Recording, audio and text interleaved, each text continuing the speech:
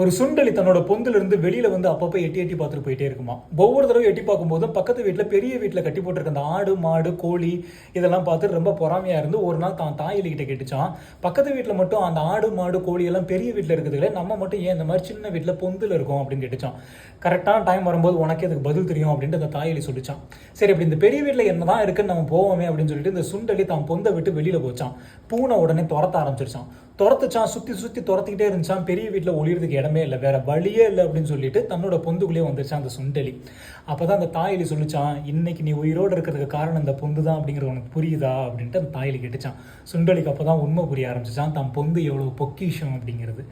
இதே மாதிரி தான் இந்த பிரபஞ்சமும் சரி, இந்த உலகமும் சரி, இந்த கடவுளும் சரி. பார்த்தீங்க அப்படின்னா யார் யாரை எங்கெங்கே எப்பப்போ வைக்கணுமோ அந்தந்த இடத்துல கரெக்டான இடத்துல கரெக்டான கொடுத்து வச்சுருப்பார் இந்த கடவுள்.